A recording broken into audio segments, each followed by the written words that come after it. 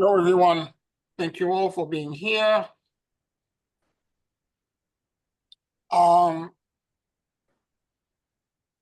I wanted uh, I wanted today to talk a little bit about. I had sent all of you, many of you. I hope you got it. 2 YouTube videos about quantum physics and the nature of consciousness. Before I get into this, I want to first remind you what we've been working on. We have been talking so far about our identity, okay, as it relates to our core and our connection to spirit, or vertical connection to God and to spirit, and how that intersects with the idea of who we think we are, and how to the transit and to the multiple change, and apparently according to the channeling I've received and the amas, there's going to be more changes, and they're going to come so rapidly, and it's going to cause many of us to begin to doubt about who we thought we were, and we're going to emancipate into something else. And that process is not always comfortable. However, I keep saying all the time that even in the worst conditions, where the situation seems to me the most dire and the most there's great sense of loss, because what happened when let's say you perceive yourself as being Bambi. I'm using Walt Disney because it's this easy example, okay? And for whatever reason, as you're emancipating and growing, you realize you're not Bambi, but you might be a little bit more of a villain or villainess, and there's aspects of you that might be connected more like Cruella de Vil or Ursula the Witch. And then, so to let go of the identity, or even take something even simpler.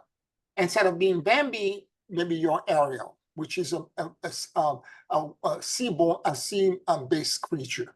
So that shift alone for your consciousness to adjust to it is going to take a lot of struggle and sense of loss, because you're leaving behind a perception that you have held for years. Now, if you're deeply religious, it's even worse for you, because your belief system, who you are, who you thought you were, is going to have to be emancipated. It's not going to be thrown out. I want you to understand this. This is the fear of black and white that a lot of people are having all the time, particularly religious fundamentalists are having in all religion all the time. It's not a black and white thing. There's a lot of gray area in which spirit exists. I had spoken the last time about the concept of zerapin. Zerapin in Hebrew, it's a term that translates into the little face of God. The symbol for it is the interlaced triangle, the Jewish star, the interlaced triangle. In the Kabbalah, that symbol represents a version of God that you and I can process and integrate. We can comprehend it, we can process it, we can integrate it. And they're calling it the little face of God. It's a form of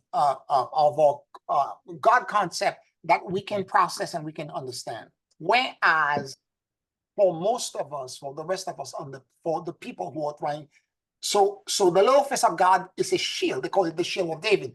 The real aspects of God, of what the real nature of the universe, is so beyond that shield that most of us would pee on ourselves or would not be able to process it in normal human consciousness.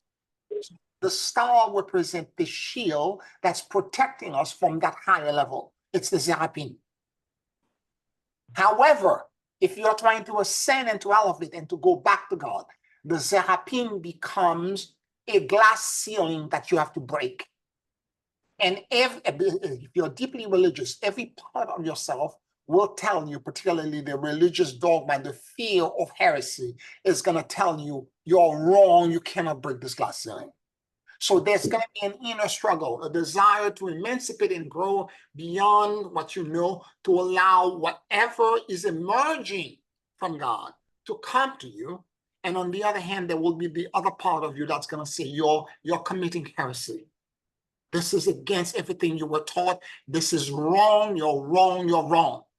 Go back, and you may have nightmare. You may have digestive issue. You may have all kinds of problems as it relates to this negotiation in terms of letting go of a loss of an identity and merging and allowing a new identity to come in. And like Melchizedek in the challenging we did at WISAC kept on talking about this and kept on talking about the fact that these identities are not a singular event, but it's a process of multiple little incremental change in identity because we're not just being asked to change our God concept because we're going, we're believing ourselves to be airborne creature as opposed to sea creature, but we're being asked to shift dimension from 3D to 4D into 5D and beyond. So the shift is so big that the identity change is going to have to happen pieces by pieces by pieces. So you may, for 6 months, all of a sudden, you realize yourself that I may be more a water creature than I thought, and you're beginning to accept what that means for you, process it, and all of a sudden, it shifts into something else. Maybe at this point, all of a sudden, you're more like Mulan. You're the warrior thing, and you have a dragon-like creature that's trying to help you battle, and you're transforming and changing at every moment. And hence the idea of having spiritual agility to be able to move from one thing to the next, to the next, to the next.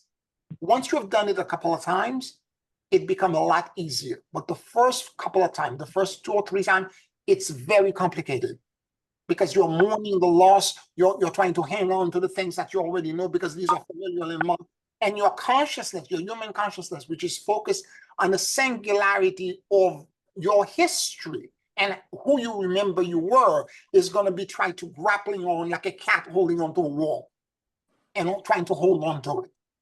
Whereas there's the energetic part of you will say, you're beyond that. You're bigger than that. You need to move on. You need to let go. Let go of the wall. Let go. Stop gripping. Let go. Surrender. And if you can let go and surrender, then the glass ceiling of the Serapine will break, and then you will emancipate into something else, and you will grow and become a new version of yourself. And there will be multiple version upgrade of yourself that will happen as you transit. Because going from 3D to 4D, 5D, the leap is too big and too strong. We would not be able to make it. We would not be able to comprehend it. We will not be able to process it. It would have to happen in pieces, moment and moment at a time. Okay? So that's what we've been working on and accepting and so on and so forth. And therefore, and the point of this is that consciousness, as we exist at this moment in 3D, is a singular, unique expression of the divine. We perceive ourselves as this fixed point. I am Pierre, and I exist here, and I'm sitting in this apartment, and I'm doing the Zoom class right now, blah, blah, blah, etc. I'm focused. Whereas from a spiritual standpoint, I am not a singular expression. I am actually an aspect of a collective that exists in quantum terms everywhere in the universe simultaneously through the process of superposition. And I want to talk, I'm going to summarize these. If you haven't watched it, you should watch these 2 videos and I'm going to summarize very quickly some of the things that were included in there. The first one was about quantum fields. The term that I use all the time is blessed field. It's the same thing. According to quantum mechanics, and the scientists went through the whole presentation to give all the verification, Faraday did this and this scientist and that scientist to prove that the understanding of what makes us is basically, he reduced it to 16 fields, actually 17 fields. I'm going to get into that in a second, but he's missing the most important one. The 18th field, which is the field of consciousness. And I'm going to get into that in a second. So what he's saying is that when you think about us, and when you forget the theory of relativity for a second, and gravity and mass and all that, and think about subatomic particle, quantum, which is a single focus, tiny little thing. He says, basically, scientists are now understanding and realizing that at a quantum level, there is no such thing as a particle per se. What you end up having are fluidic-like things or fields. And in the fields, there would be nodes where the field would tie up together, manifesting as an electron. And he said that's those fields, as they move through either electricity or magnetism, create photon or light. And the photon is in that fluidic state, that blessed field, has actually create a node, and that node becomes a photon. But he also said in the first video that there are basically four states in this fluidic state that creates you have the electron in a quantum field, you have the neutrinos. The neutrinos are very neutral, and they pass through all of us, and they're not social, they don't gather together, they don't interact, they pass through everything. They, like, as I'm talking to you now, I don't know, an incredible amount has passed through you and up and down through you and through everything, but they don't interact with each other. And then there is what is called an up quarks and a down quarks. So those are in other words, what he's doing is that he through the quantum field, he's recreating the periodic table. He's saying that the periodic table is wrong. Take it out. It's wrong. According to the quantum field, that's what exists. For reason unknown, so each one of these things have a field. There's an up quark field, there's a down quark field, there's a neutrino field, and there is an electron field. But for a reason we don't know, that those fields get multiplied, those four fields get multiplied 2 more times, where the value of each particle increases. So the second row, I forgot the name of the second row, the value is increased by 20 times, and then the third row is increased by 3,000 times. But now those other 2 rows below are not common particle. You have to take things to the Hadron particle accelerator in CERN to discover these quantum particles. But they exist. And if they exist in a field, a fluid. He has a beautiful graphic that he presents. He said, take a box and empty everything out of the box. And all the quartz, up and down quartz, all the neutrinos, take everything out. And then he presented a graphic where you see all these things that are moving. He said, this is vacuum and this is empty space. Empty space is not empty. It's filled with this fluid. And in fact, it's not just one fluid. It's a total of 17 types of fluid that are interacting with each other. Actually, 18.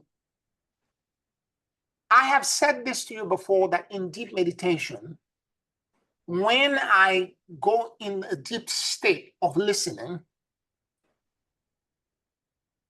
and I'm getting an insight, it feels like a wave hits me. Like I'm in the water. You know how you stand by the beach and the water is far away, and then the wave comes in and all of a sudden splash you all the way to your knee. It's that kind of feeling, like something splashed me. And an instant knowing of whatever I need to know just upload into me. Okay? Whether it's an up quark or down quark or a neutrino, I don't know. But I know something hits me because I can feel it.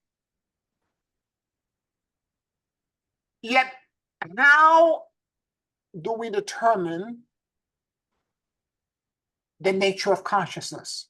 There are multiple proposals by scientists everywhere in the world. That's now stepping into the second video. Nature of science, scientists have been proposing all different. There's a scientist called, I think it's Waldo Penrose, British scientist who was a brilliant mathematician. He won multiple awards, I think Nobel laureate, and etc. And he proposed toward the end of his life something that sounded completely crazy. He said that the human brain exists in a quantum state. Now, that makes no sense from a scientific point of view at the time, because to create a quantum vacuum to allow all of these fluids to exist, you have to have a temperature that are outer space temperature. And the brain has too much activity and too many things going inside. So there's too much heat in our body for that state to exist. Everybody said, everyone, neuroscientists, everybody said that he was wrong. Until some years later, an anesthesiologist realized that Penrose may be right, because many of the gases that are used to create unconsciousness when he's doing operation, the noble gases like xenon or argon, are by nature inert. They don't react with anything. It's a mystery as to how, when you put a mask on somebody and the gas runs through, the person all of a sudden becomes unconscious. So what he proposed and what he's saying is that he believes that the gas travel through a molecule called is it polyphenol? I'm trying to remember what the name of the there's an amino acid in our body that the gas that runs through that creates rings and circles. And as it creates the rings and the circle, they build upon each other, on top of each other, and they create these, what is called microtubulin. They are gigantic tubes, not gigantic, but they're microtubes that runs everywhere in our body, including at the center of our cells, at the every part of our body. And he's proposing that the gas, the noble gas, the xenon and the argon and everything else, is traveling through the microtubulin. And when it travels through, it collapses and changes the property of it, because these microtubulin network that exists in our body by the thousands and hundreds of thousands, this microtubulin network have fluorescent qualities. They change depending on what's moving through them. They begin to radiate and create all kinds of luminosity. And more importantly, when you put noble gas through them, what happened? Unconsciousness is automatically created. So if you work it backwards, consciousness is supported by the normal functioning of these microtubulin. If the noble gases disrupt that functioning and cause it to become unconscious, so the reverse must be true. So now scientists are looking at the proposal of Penrose in a completely different way. And they're beginning to realize that he may have been right in the way that he perceived the what he said many years ago was probably correct. Okay, so the reason I'm saying this is because I want you. I'm in the East Indian tradition, the Hindu tradition. For example, in the roof of a mouth, at the top of a mouth, according to ancient Ayurvedic and Hindu yogic tradition, there are 72,000 nadis line. And that nadis line are nothing more than the microtubulin. That's at the roof of your mouth. And certain kind of breath control exercise, you have to do them while you roll your tongue and you make the top of your tongue touch the roof of your mouth to recirculate the energy.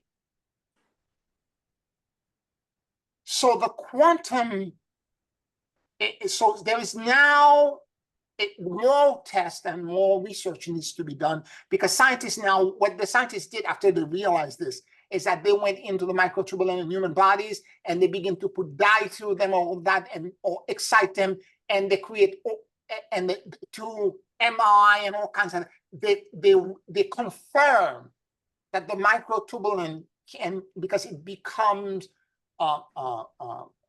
reflective with light, it becomes neon, it changes colors. So they're now confirming that the network actually exists. And it appears, therefore, that the quantum field is moving through them. It's a crystalline structure. It's a highly sophisticated crystalline structure. And it's basically microtubes. And it's through that, somehow, we are connected to the quantum field.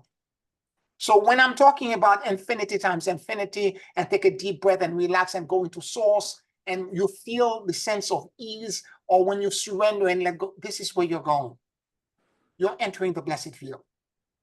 Now, the problem is that, going back to the idea of consciousness, is that when you're negotiating a big identity shift, from you, let's say, being airborne creature to all of a sudden seeing yourself as a sea creature, you can breathe underwater. That shift and that change is so dramatic for most of us that whilst the shift is going on, most of us fall to sleep or become unconscious. You become so tired, so lethargic, you can't move, you have to fall asleep, because the energetic, what your body knows is different than there was a energetic dissonance, and the dissonance is between energetically what's true and what the way you perceive the stock unique way in which you perceive yourself. And for many of us to negotiate that shift is very complicated, because and the whole point of spiritual practice, the practice that I teach, the practice that the two I myself teaching, or any other teacher or teaching, is conscious immortality. Instead of being dust in the wind, or for that matter, what in Tibetan Buddhism is referred to as unconscious tendencies in emptiness. Emptiness being the blessed field. Because when he presented that box, that he said, this is what emptiness looks like. Emptiness was not empty. There were fluids, there were all kinds of things that were moving in it. And it was very turbulent. When I go into the white volume and the white space, I feel all kinds of things moving about me. Everything about that graphic is confirming the feeling that I get when I go into that space. And to my mind, the awareness of these crystalline structure, this microtubulin that exists in all of us, millions of lines that are moving through us, makes sense to me. Moreover, although the idea of a central core and color and us negotiating and moving and checking in the morning and doing a self-assessment of what that core feels like and is like. That's in Tibetan, in Hindu tradition, it's called the Shushuma. It's our central column. It's our vertical access to God. You can think of it as a highway. And every chakra that you have, and it's made up of two paths, if you can think of one going in one direction, the other one going in the direction. One is Shakti, or earth energy rising, and the other one is Shiva, or spiritual energy descending. And they crisscross each other. And as they crisscross at every location, it creates a ring or chakra. And this is the way the chakra system gets created. And the idea, but it's not the only path for the Kundalini to travel. In the Tata tradition, it's also acknowledged that the Nadis line, there are hundreds of thousands of these structures. You can think of them as side roads. If the Shushuma is the straight arrow path to God, there exists a lot of meandering side roads that you can take, back routes that you can take to connect and to find your way from the bottom of the spinal cord all the way back to the top of your head, where you begin to be illumined. Okay, I'm going to stop here because I could continue, and I know you may have multiple questions. So I'm going to stop, and please, any questions, any comments you may have. I did I want to mention two things, Pierre, if it makes sense to you. I'm struggling to try to formulate this. I did watch the two videos. The first one particularly was interesting as they talked about these fields that were sort of wave-like, fluid-like, but not fluid things that that permeated and existed throughout. You know, two things on that I thought, that is the only state that exists, really. The particles do not, until, like in the double slit experiment, we think the outcome should be a certain result, and therefore a particle is formed. But I'm not sure who the thinker is that initiates that transformation from wave to particle. But then also thought about music being a certain vibrational frequency of that wave. And as you have sympathetic resonance in music, if you have two tuning forks, you strike one tuning fork, the second one will start vibrating as well, in sympathy, so to speak, right? Sympathetic resonance. And when the second video, it talked about this fluorescence that would light up.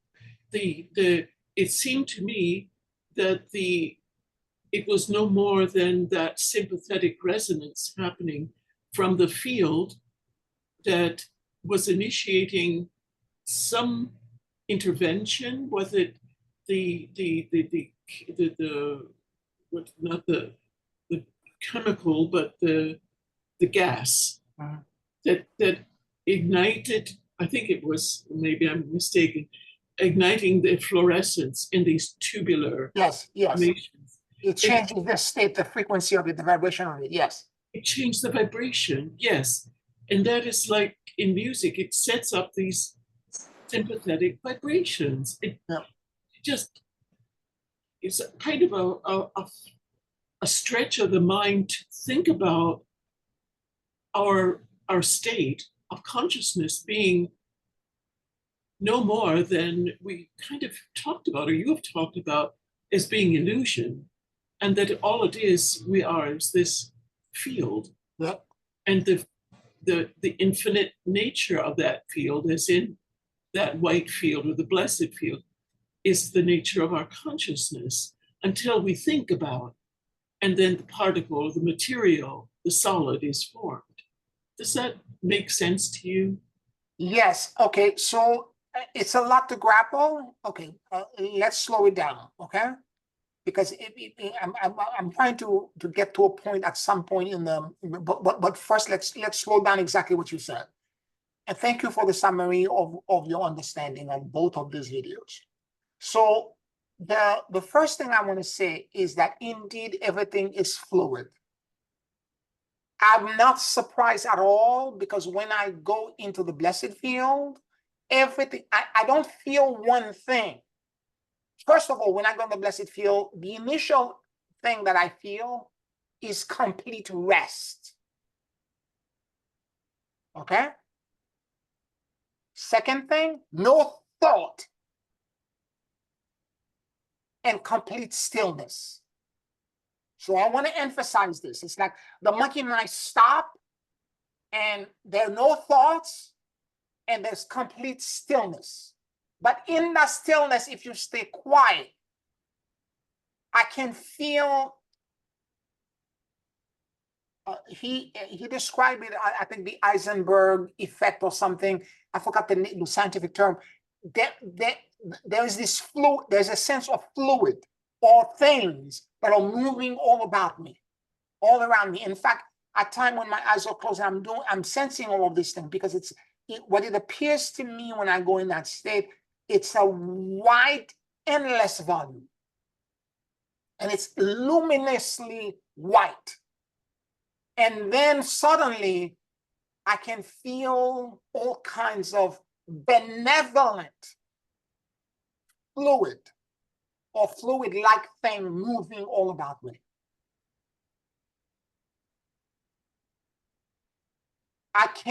My mind cannot grasp what they are. I don't understand what they are, but I know what I feel. It's fluidic. I told you before, when I'm doing the hands-on healing, the celestial light healing, the energy that flows through me is fluidic. It's like water gushing through me. So I know when he presented that graphic with the box, I knew that what he was saying is confirming what I have been doing since 2009. It's confirming it. I know what he's describing, but not from a scientific point of view, trying to create an animation graphic of a scientific formula, but from my own personal interaction with the field. So as you were talking about the double slit experiment and the nature of consciousness, whether we want it to be, in Tibetan Buddhism, that white field is called dharmata. In Tibetan Buddhism, they call it the essence of being. This is the way the world really is. It's just an immense field with all of these benevolent energies that are interacting with each other. Now, in the end of the same video, he made a couple of points. He said, for example, if an electron in that field begin to be excited, the electron will begin, so the electron field is beginning to be excited. What it would do is that it would then collide with the magnetic field. And as it does this, it may create photon or light. And that would then interact with, let's say, the quarks field. So when one field gets excited, it begins to create a dance where all of the field begin to communicate and talk to each other sympathetically. And what is missing in this entire thing, because he talked about the 16 field and the 17 field that was proposed by Higgs boson, this Scottish physicist, who was then, that particle was then predicted and appeared, the Hadron Accelerator in CERN. It showed up because it was a primordial field. It showed up. So now it's 17 field. But the field I am proposing that's missing in this entire thing is consciousness. Because what's missing in all of this, like you were saying, who's the conductor? Who's the conductor that's causing, in other words, the prime mobile, the first mover? Okay? Something or someone is moving all of this. And what's creating and moving all of this is the field of consciousness, which is missing in, because scientists, except for the recent development, second video of and that consciousness part is the field that's missing. And I'm saying to you that for most of us, because we intend and unintend, we want and we don't want. Let's say, for example, you want a new job and you think, I'm going to push up my resume, put it on a website, and go to headhunters and do all this. You're doing this, yet there is an internal saboteur inside of you that's saying, you're not qualified. You'll never get anywhere, blah, blah, blah. So we intend and unintend an average to 3 to 5 times per minute. The problem with us is that the subconscious part that I've been talking about for the past 2 weeks that relates to the archetypes, the complexes, and the negative programs are sabotaging the clarity of our intention. And that's the problem. So somebody like Amma, the Ammas, have complete clarity of intention.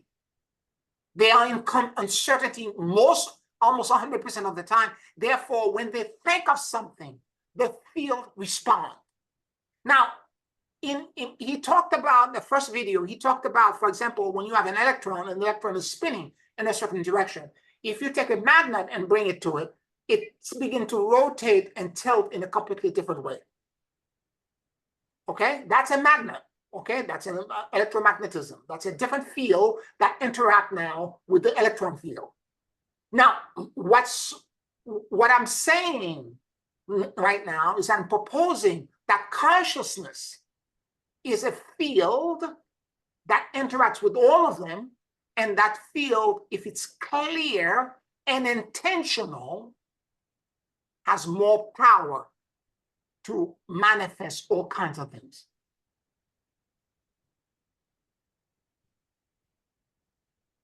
Does that make any sense, Janice? Well, yes, and very interesting. And I'm also thinking that the consciousness field, that the 18th field or whatever that they're missing. Say that again?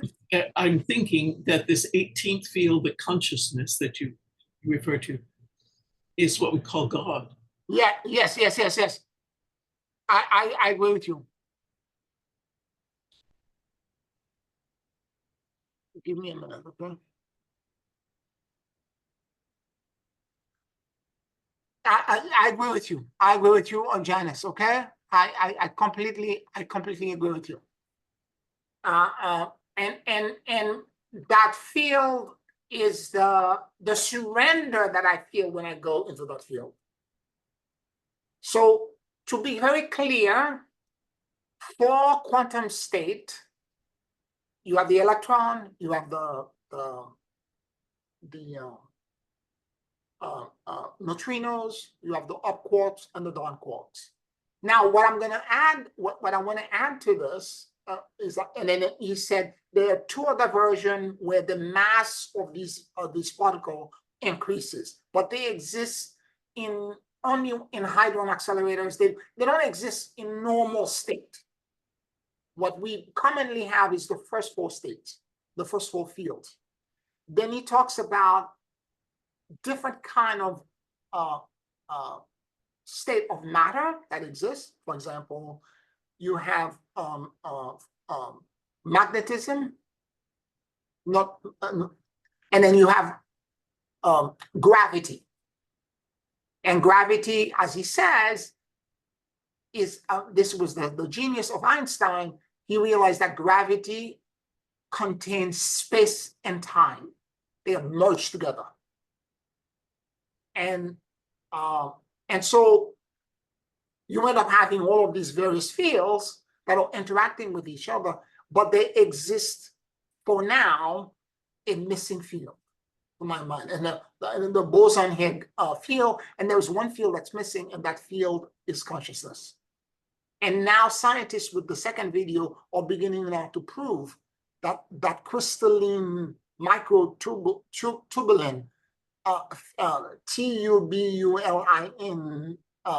microtubulin that are created by the tryptophan structures exist everywhere, and they're luminescent.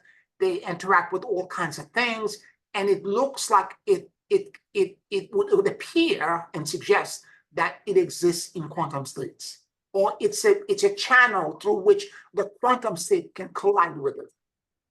So, of course, in normal state of consciousness, when we are stuck in a particular perception that we are a single point fixed in time, we're not going to see it. We're gonna remain in 3D locked.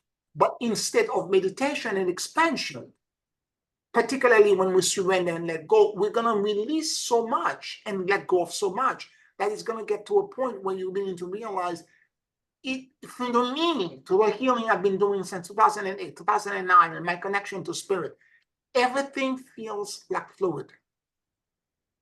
When I go into that state, when I'm doing a hands-on healing or I'm doing a remote, it feels like waves or things that are clashing and in me, or when I'm putting my hand on the client and I'm sensing parts of their body, it's very tight or constricted. And as I breathe in whatever information that my hand can gather through the universal breath, can gather from them, I take it back into source and I let it go into the blessed field.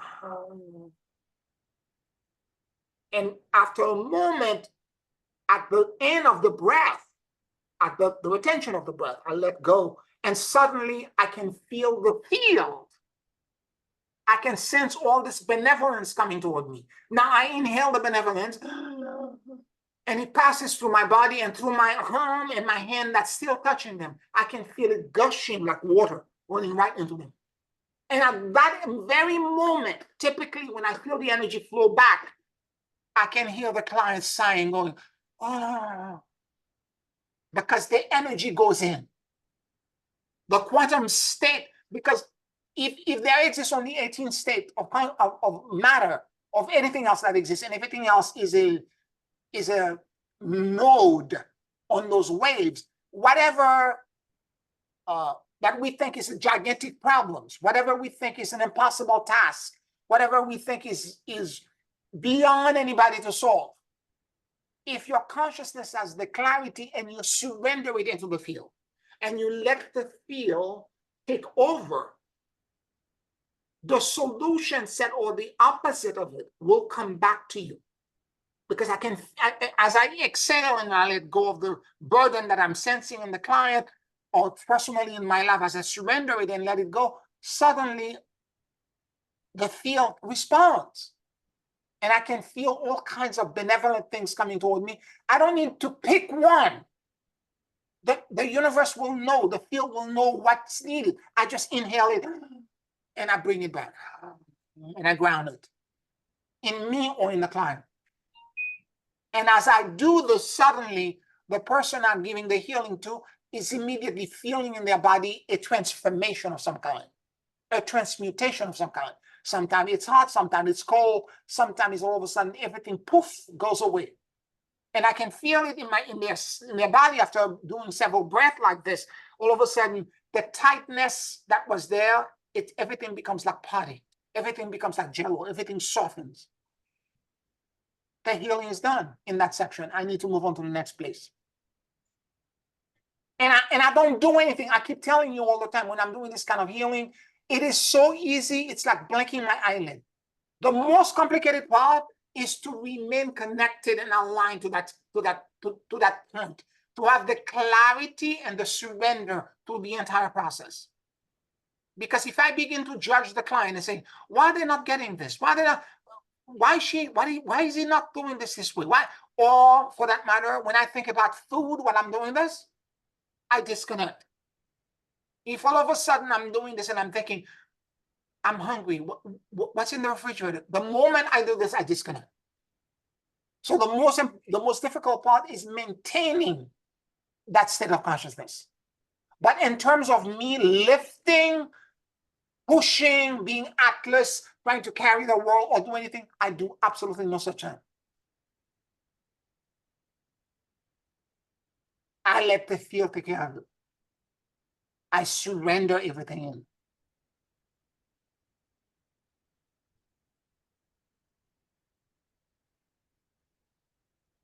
Any questions, any comments?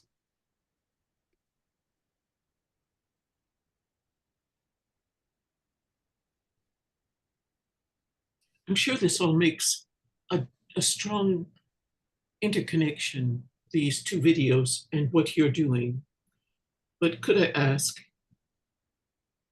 the effervescent, fluorescent, thank you, tubulins are activated when you are connected to source, to the white field that allows the flow of that field uninterrupted through you?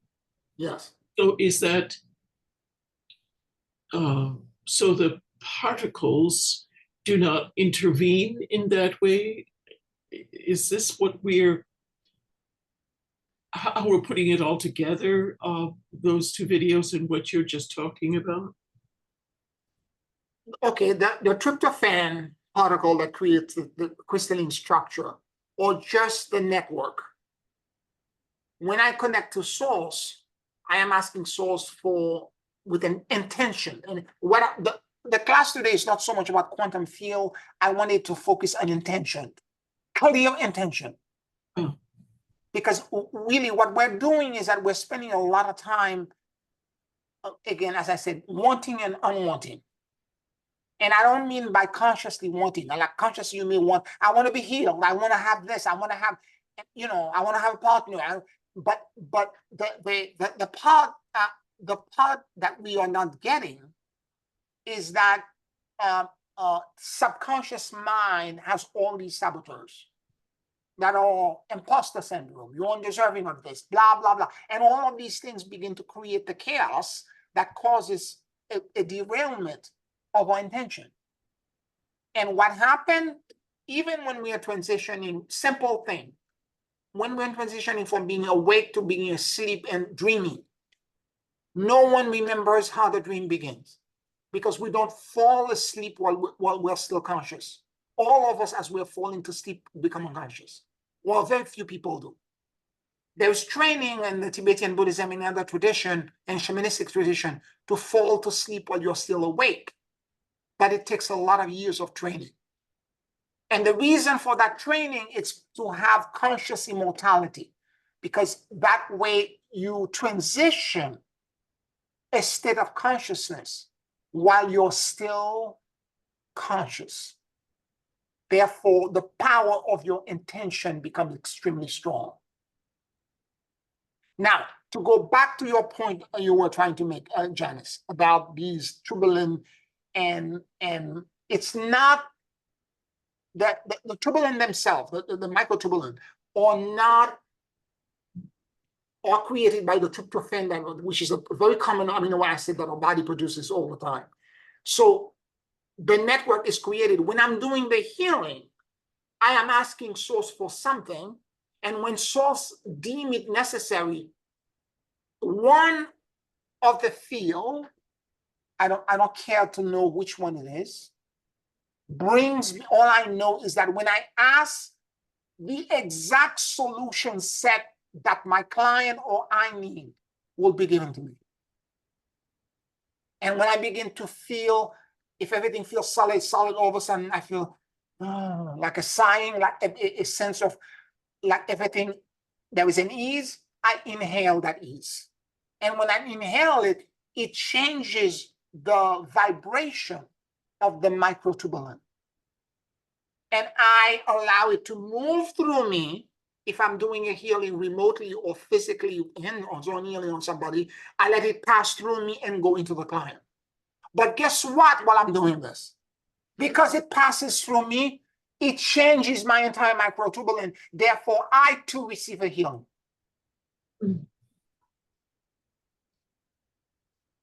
Did you understand what I'm saying? The benefit is that I give a healing, I receive a healing every time. I remember one time years ago, I had a family that came, they traveled from far and they came from other country and they came in for healing. And there were 5 of them.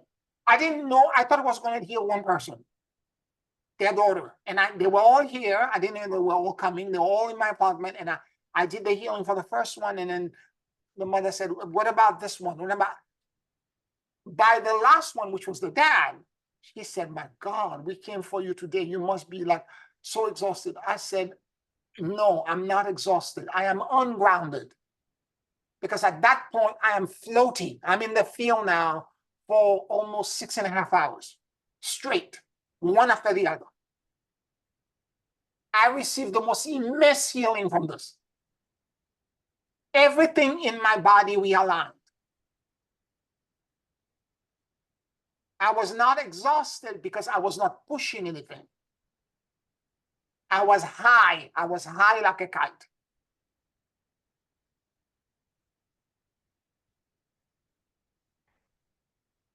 Well, it's a place that we all want to be in, this flow or this field, because that's where our growth, our evolution, our change from what ascension we make from 3D to 5D will happen, right? Absolutely. Absolutely. And the reason I'm bringing this up is that in meditation, you have entered that field, all of you. This is not unique to me. I'm not somebody special, I have a special crown or I'm done a special kind of yoga, a special initiation. All of you are going in that field all the time. I just want you to pay attention to when you're in it. All of you, when you're doing remote healing, I'm guiding you to remote healing for the planet, for somebody else. You all have experienced it. Where you feel that flow, like this energy just flows right through you. Or when you're connecting to it and you bring the person in and you can feel all of a sudden there is all of this stuff that's swirling about you and you're trying to figure out. Some of you may see it as multiple lights. I do have clear vision, clear vision sight, but most often I'm more clear cognizant than anything else. So what I do is I feel all the stuff around me, like it's swirling.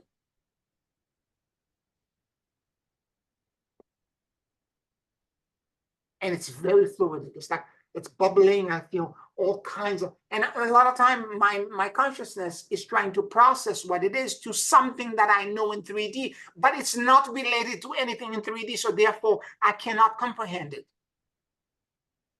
I'm trying to find the up, the down. Is it square? Is it rectangle? Is it a triangle? Is it a pyramid? What is it? But it's nothing like this. It's just, it feels like a liquid, like a bunch of liquid.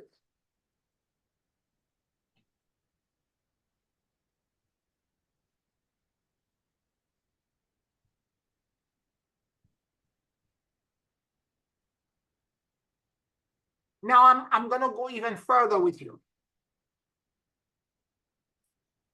When I channel,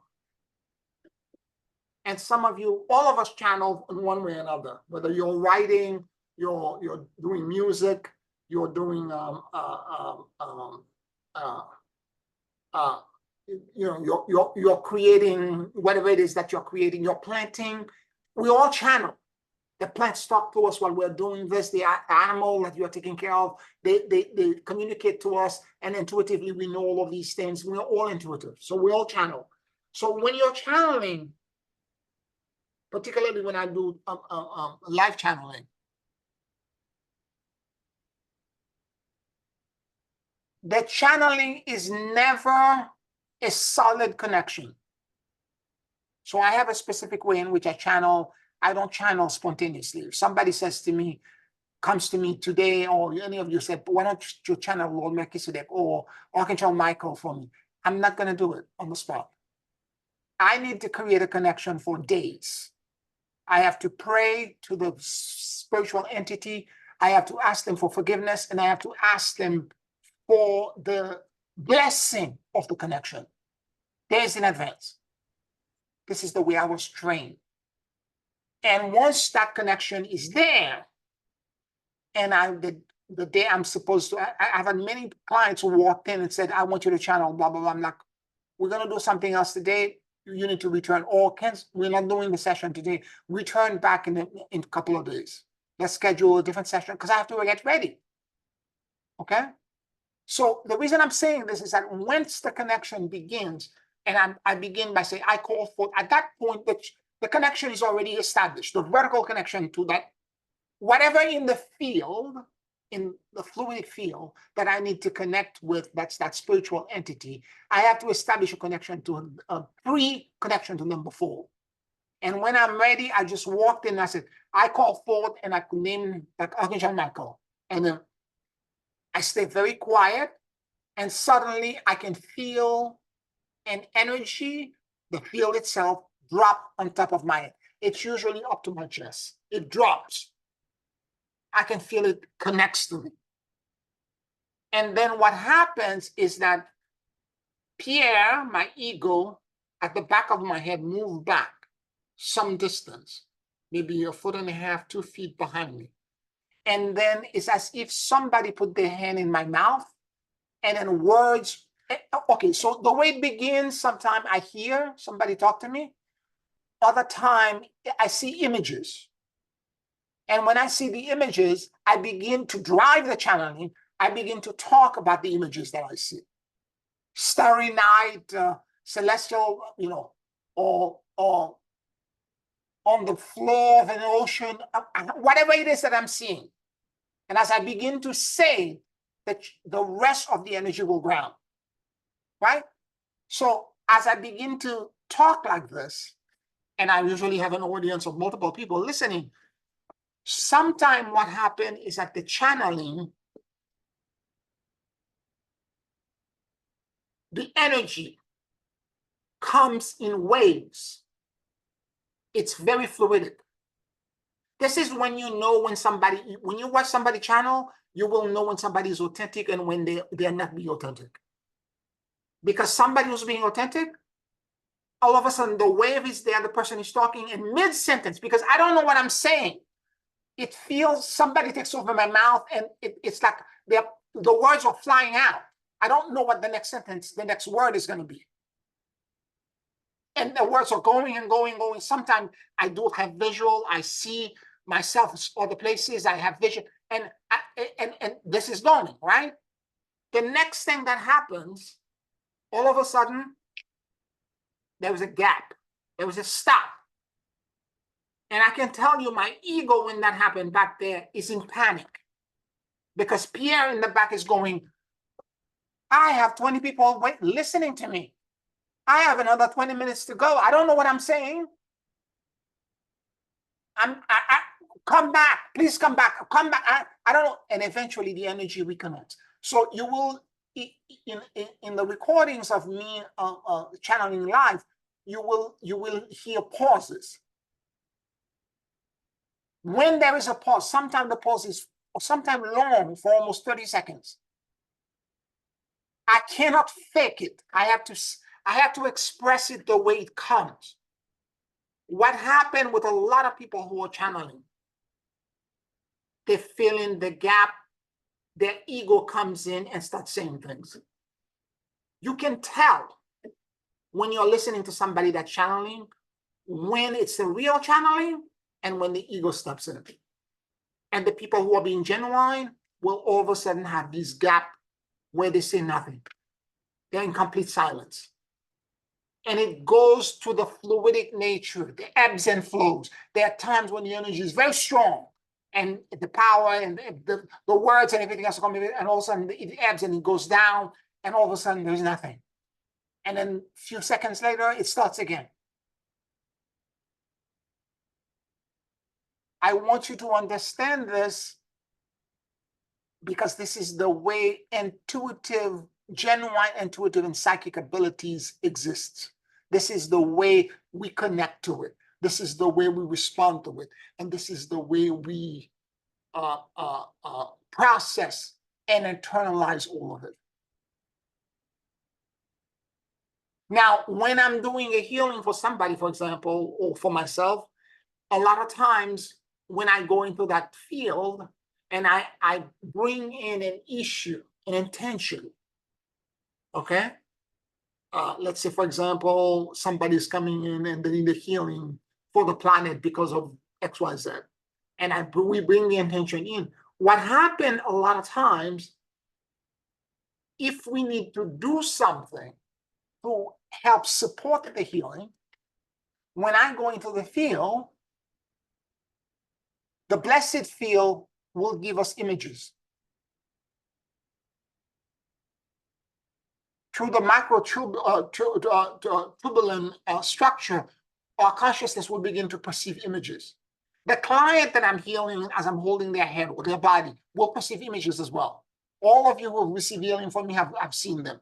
Sometimes they are light, sometimes they are detailed information about a past life or a spontaneous past life regression or some other experience or something of that nature. And then all of a sudden, all these details happen. But the way they happen, and I actually perceive them too, it's fast.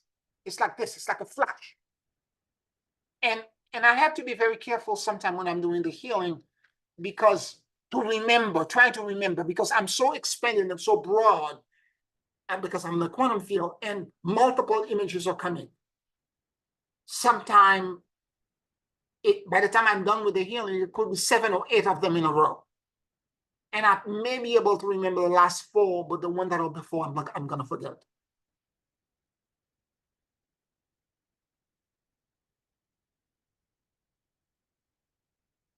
So we need to, and what I do with the client at the end of the healing is that I bring to their attention, I do a debriefing, or if I'm doing a remote healing, I send an email or a text and I tell people what I perceive, and I do a debriefing where I talk about if there is any homework on their part that they need to do to support the transformation and the healing. Now, if I perceive nothing, it's because the healing completely went through. There is no homework.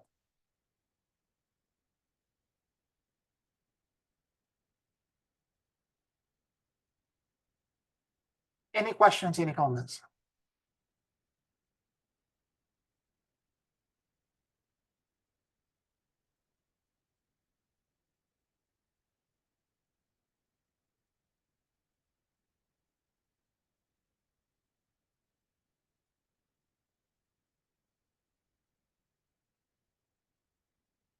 Now let's talk for a moment about the clarity of our intention before we do our closing meditation. How do we clarify that intention? And last week, the past 2 weeks, almost 3 weeks now, we've been talking about the identities, the transformation of identities, going from, let's say you believe in yourself to be a victim in some situation. All of a sudden you begin to realize I'm giving and receiving in the wrong way. And you move on to the next and the next. And as you're doing this, what's going to happen is that you begin to emancipate and grow, and you begin to realize that you are becoming and growing into something else. Now, I have asked you on a daily basis, after you do the universal breath, to go in your core for 5 minutes and do an assessment. For the past 3 days, I've been extremely pensive. 3 days ago, it was the celebration of Shiva's first appearance on Earth, and I was extremely internal and quiet, and I begin to reconnect to my God in a way that I haven't done in a very long time. I realized personally that there were many distraction or false belief, in other words, tilted axes or false identities that were in the way of my vertical connection, of the Shushuma in the silver cord connection back to God. So I was releasing and letting go of quite a bit. I had to forgive many people in my life that I had karmic connection with.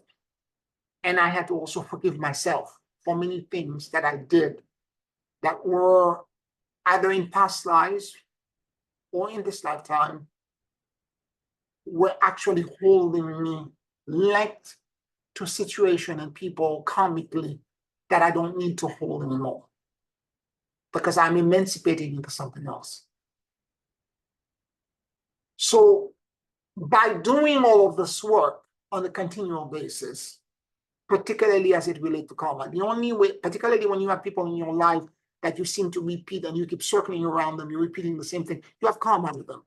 Or a situation, it could be a health condition or something with, that you keep repeating, there's karma in this.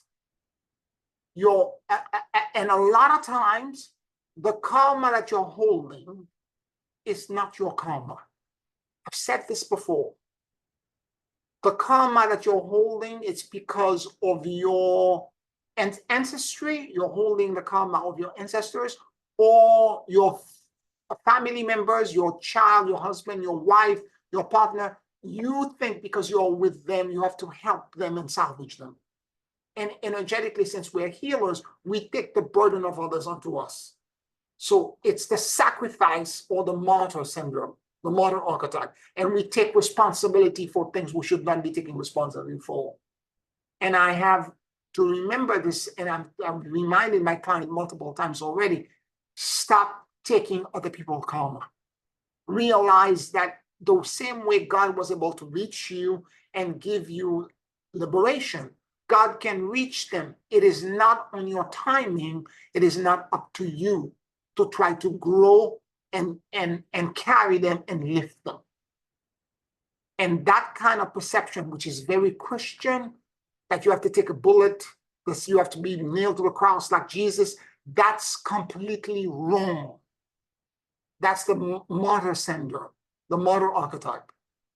And if you can remove all of these false accesses and false belief, you're going to transition into your true identity.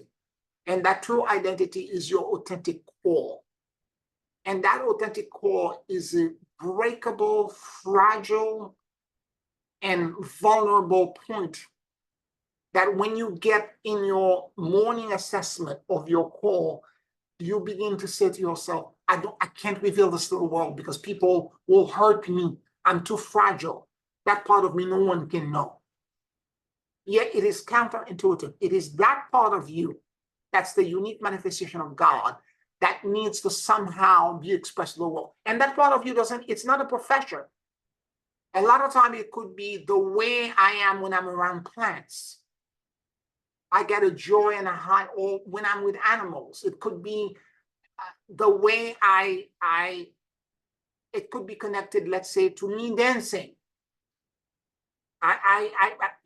Whatever that is, this is what you should be expressing to the world. It could be music, it could be singing, it could be playing an instrument, it could be all kinds of things. And when you connect and you know what that core and that essence is, you should be doing this, as I said, for the rest of your life. Somehow incorporated, no matter how vulnerable it feels, counterintuitively, although we've been domesticated to behave in a preconceived pattern so that we can be cookie cutters to each other by creating masks and personas. All of that is inauthentic. And therefore, if they're false accesses, they're going to sabotage the clarity of your intention because you're not authentic. So in order for us to truly connect to the field, to this, again, that microtubulin network is a crystalline structure that exists in us. It's an immense structure. It's everywhere, in the hundreds of thousands. If you want to exist in that space of luminescence, again, in some philosophy, they call it the light body. I know my teacher, Dr. Stone, used to describe it as your body of light. And if you want to truly exist in that state, you need to remove all these other obstacles that are not real. They're all fake. And therefore, at some point, as you remove all of these things, you will have a clarity of intention where when you say, I want this, you want it with 100% of your consciousness. Because if you want it with 100% of your consciousness, the field will create it like this for you. Instantaneously, it will drop. Even if you want it at 51%, it will precipitate it. But if every minute we intend and unintend 4 to 5 times, we will have difficulty manifesting. The field will realize that our intention is so weak and so feeble, it will not. And this is why I like to go in the field and I like to surrender everything to the field. I bring the intention and I surrender it. I don't need to know what the outcome is. I'm going to let you select what's the best outcome for me. This is the intention, something very simple. Give me safe passage into the new earth. Heal, fill in the blank, the name of the person. Bring abundance and prosperity to me. And I'm going to let the universe figure out how that is going to happen. I don't need to worry about the details. I'm going to let the universe bring it to me in whatever way it's capable of doing it.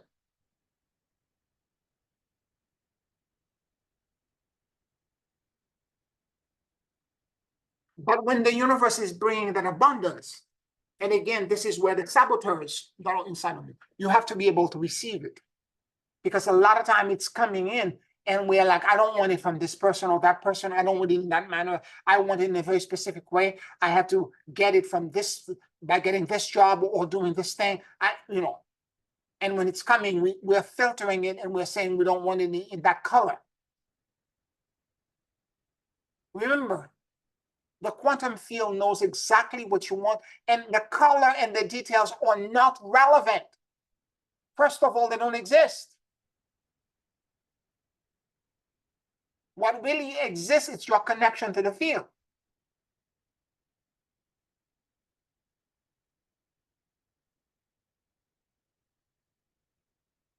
Any last minute questions or comments before we take a break?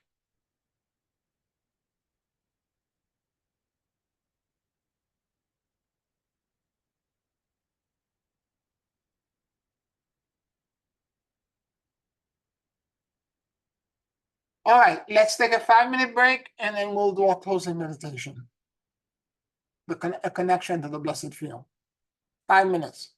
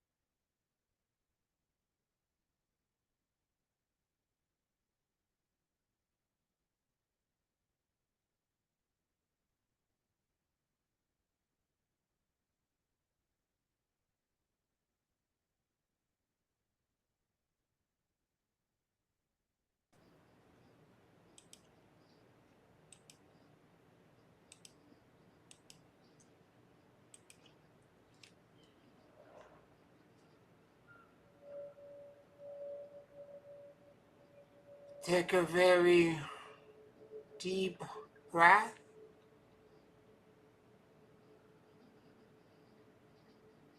Close your eyes.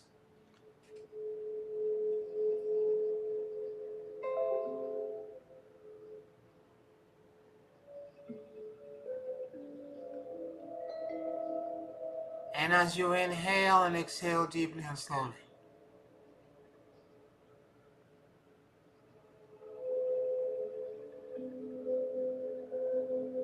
allow the universal life force that permeates everything to enter into your lungs.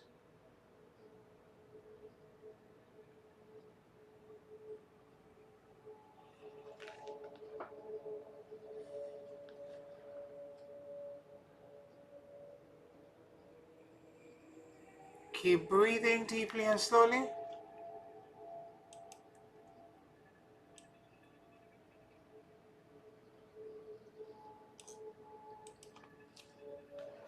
And let your soul and your awareness drop in the middle of your chest.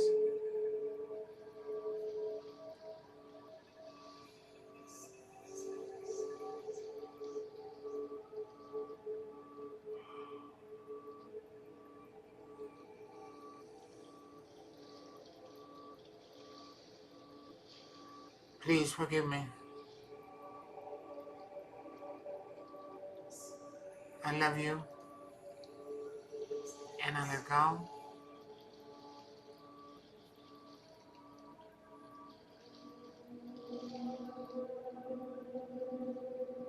Please forgive me. I love you. And I let go.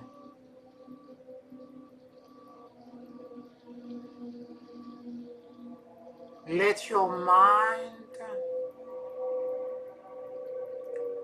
and your heart sync with each other.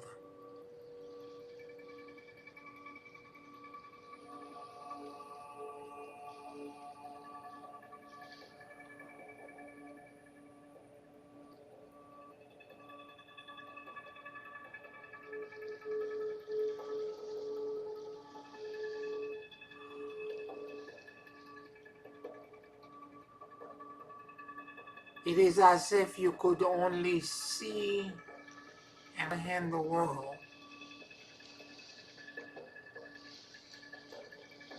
through your heart.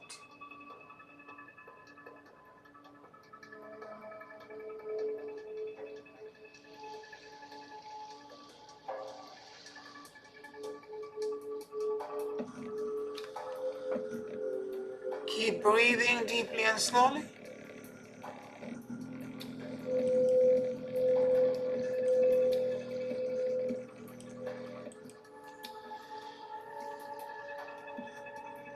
And let your heart intelligence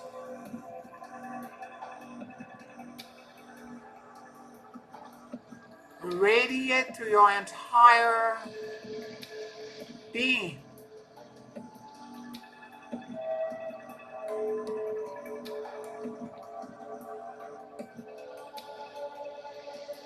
A love, a mercy, a compassion, and understanding for all of the past mistakes, false beliefs, and false identities that may reside in you.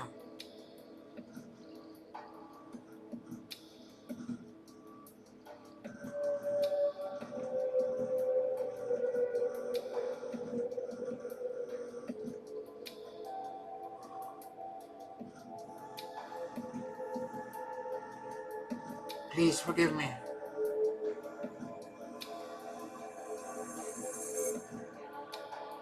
I love you, and I let go.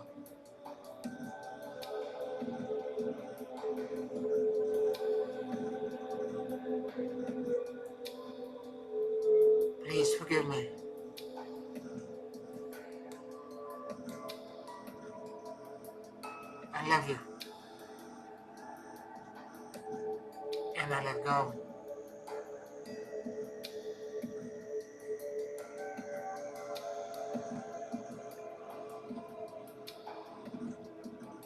I release all attachments, fears, and control.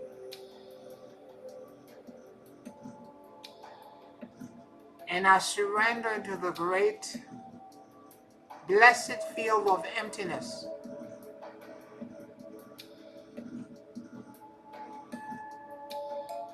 And endless luminosity.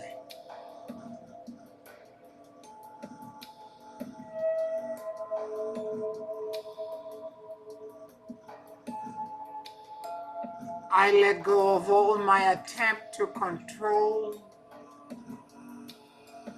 to edit, to fix, to repair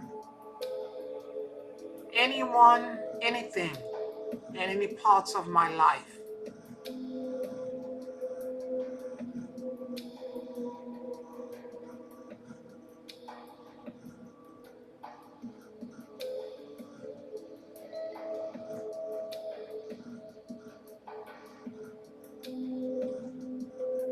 I release all attachments, fears, and control.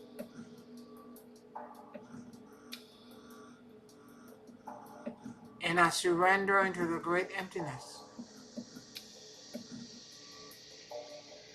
and endless luminosity.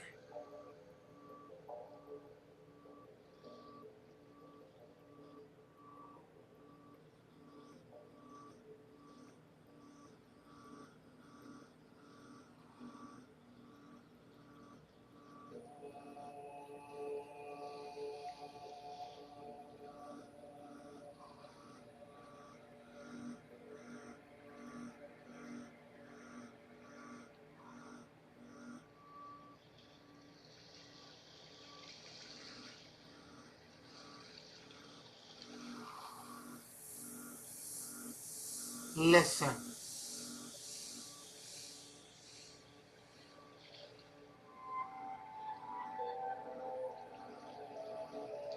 Listen to the blessed field.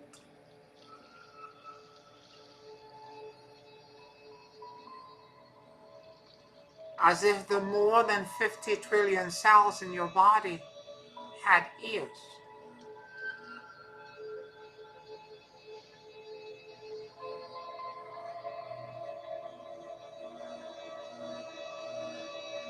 Keep breathing deeply and slowly.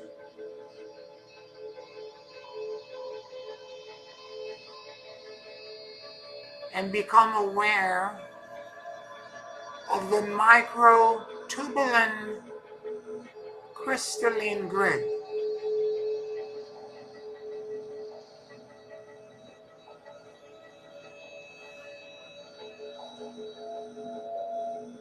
that connects you to the blessed field and infinity times infinity.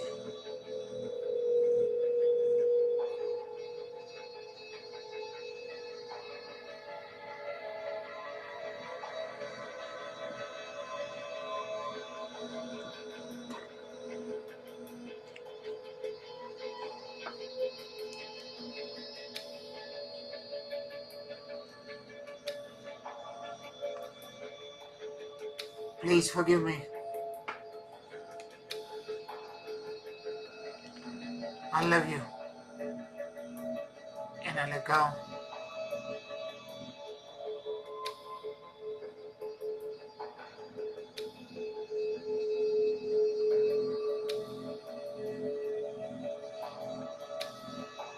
Please forgive me. I love you. And I let go. I surrender in infinity times infinity all my burdens, all my desires,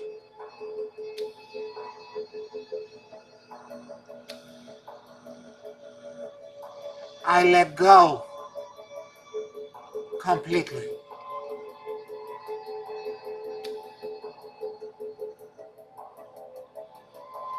Take a very deep breath.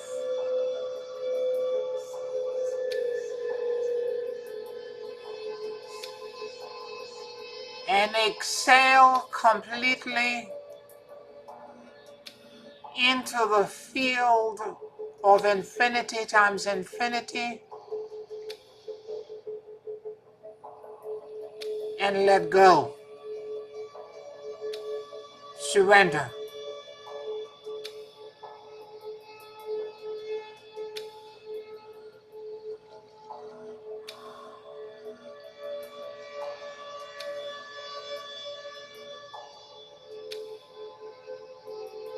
Keep breathing deeply and slowly.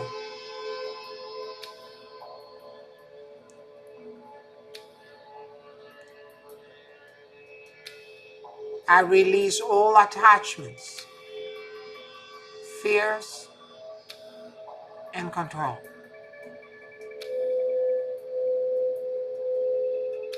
And I surrender into the blessed field of infinity times infinity,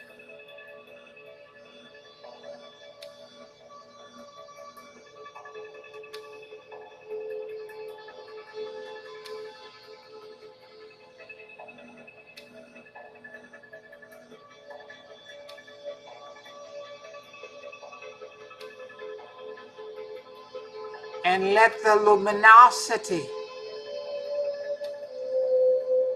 the rest,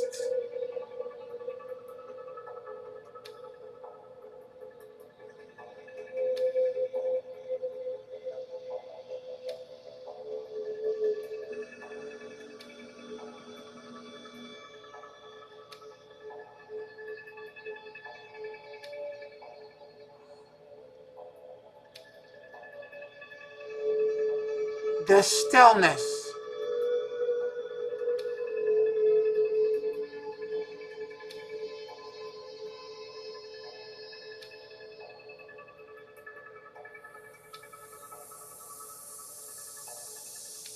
and the endless and perpetual cascade of benevolence and blessings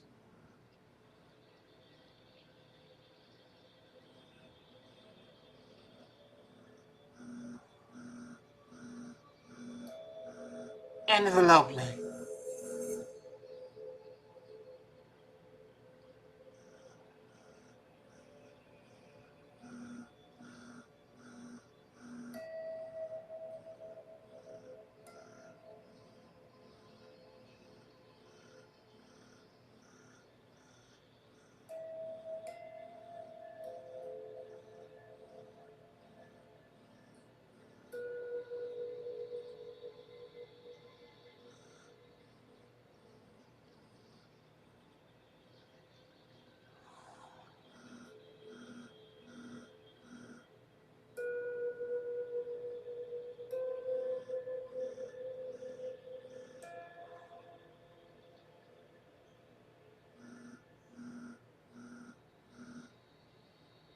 It is not my responsibility to fix, repair,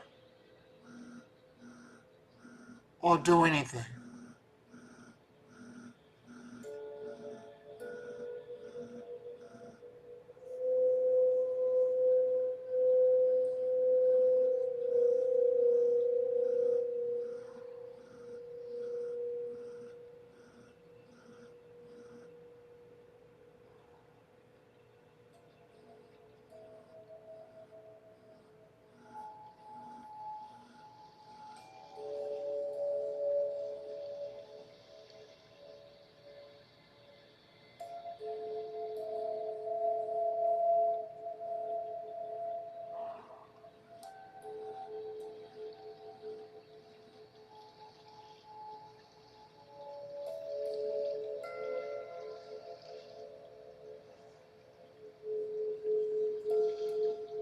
Unburden me, Lord.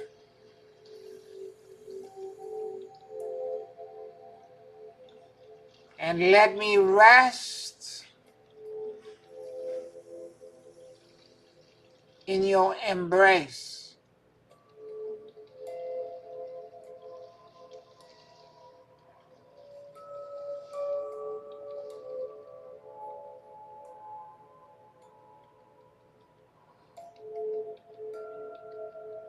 Let the silence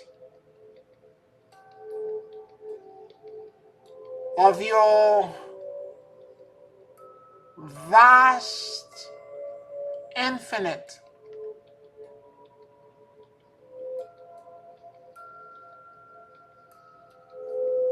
fluctuating blessings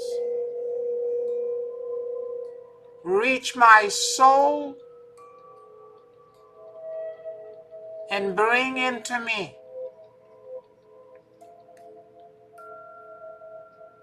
the solution set, the scalar invert, the repair,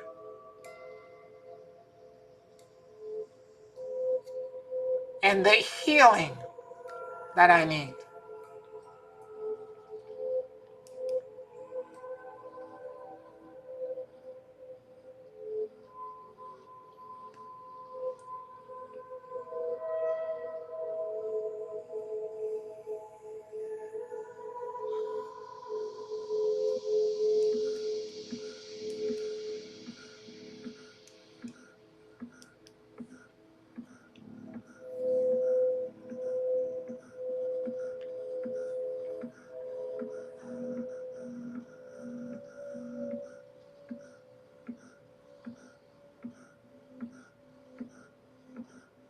Transmute every part of my life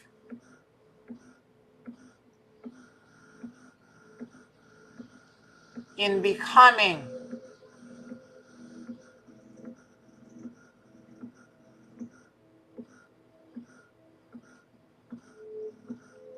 a better agent and recipient of your love that I may share with the world. The freedom, the liberation,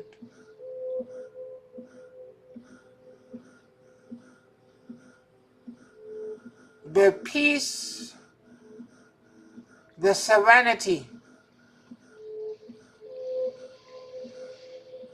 that I know.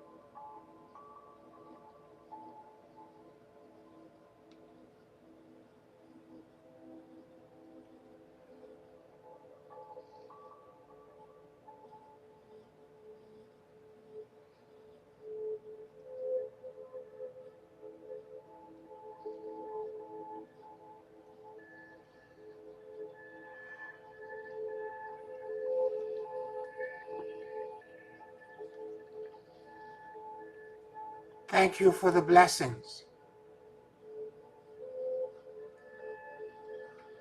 I accept the gifts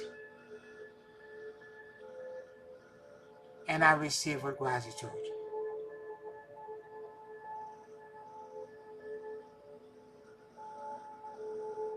Thank you for the blessing. I accept the gifts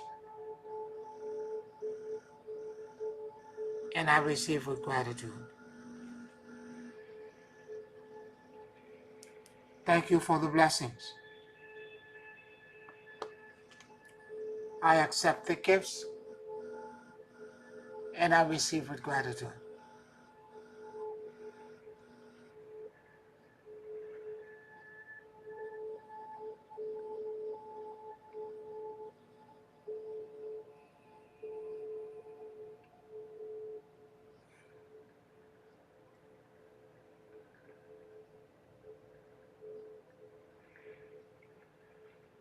Take a very deep and slow breath.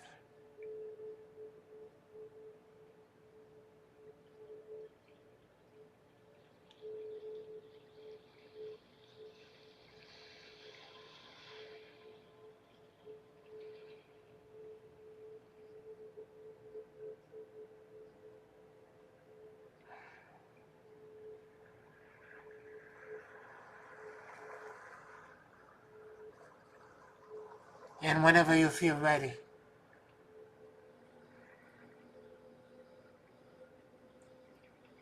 you can open your eyes.